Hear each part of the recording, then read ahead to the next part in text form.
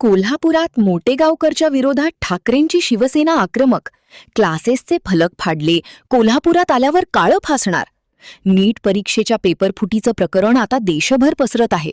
पेपरफुटी प्रकरणी मोटेगावकर क्लासेसचे प्रमुख शिवराज मोटेगावकर याला सीबीआयच्या पथकाने अटक केल्यानंतर राज्यभरातील त्याच्या क्लासेसबाहेर विविध संघटनांनी आंदोलन करत आक्रमक भूमिका मांडली. कोल्हापुरातही मोटेगावकरच्या विरोधात ठाकरेंची शिवसेना आक्रमक झाली. ठाकरेंच्या युवा सेनेने मोटेगावकरच्या कोल्हापुरातील क्लासेसच्या फलकांना काळं फासलंय. आक्रमक झालेल्या शिवसैनिकांनी क्लासेसचे फलकही फाडले आहेत. यावेळी मोटेगावकरच्या विरोधात जोरदार घोषणाबाजी करण्यात आली. शिवराज मोटेगावकर कोल्हापुरात आल्यास त्याच्या तोंडाला काळं फासण्याचा इशारा शिवसैनिकांनी दिला आहे.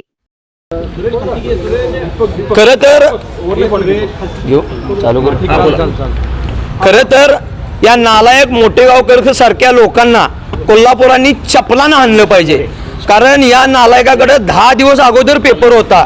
फुटलेल्या पेपरमधले साधारण 42 प्रश्न याच्याकडे होते आणि त्यांनी ते व्हॉट्सअपवर पाठवून विकलेले आहेत.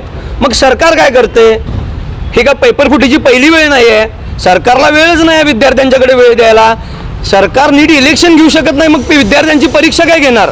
आणि यातनं कोण डॉक्टर झाला तर हाताला लागलं तर तो पायाला प्लॅस्टर घालून रिकाम होणार, अशी परिस्थिती आत्ताची झाली आहे. खरं बघायला गेलं कोल्हापुरात देखील अशा बऱ्याच अकॅडमी आहेत, त्या विना आधुनिक कॉलेज जे आहेत त्यांच्याशी टायअप करतात आणि पालकांच्याकडनं लाखो रुपये वसूल करतात. आमचा पुढचा टप्पा या ज्या बाकीच्या अकॅडमी आहेत यांना टाळे ठोकून इथं देखील मोटेगावसारखा पॅटर्न होण्याची शक्यता असणारच आहे. हा आमचा उद्देश आहे. म्हणून आज आम्ही कोल्हापूर युवा सेनेच्या वतीनं कोल्हापुरातलं जे मोटेगावकर सरांचं इथलं ऑफिस होतं त्यांचं आम्ही ऑफिसचे बोर्ड फाडलेले आहेत आणि विद्यार्थ्यांना विनंती करतो की कॉलेजमध्ये बसा, अशा नालायक अकॅडमीच्या नादाला लागू नका.